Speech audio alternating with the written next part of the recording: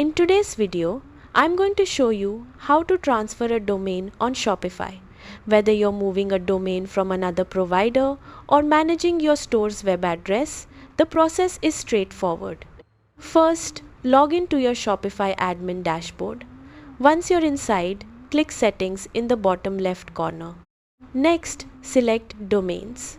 This section displays all domains connected to your Shopify store.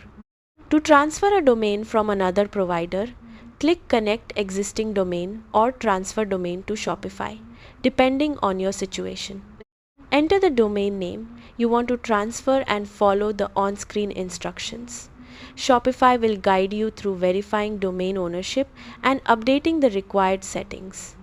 If your domain is eligible for transfer, you'll be asked to approve the transfer and complete the registration details. Once the transfer is initiated, it may take several days for the process to complete, depending on your current domain provider. That's it. Your domain transfer is now underway, helping you manage everything directly from Shopify. Thanks for watching.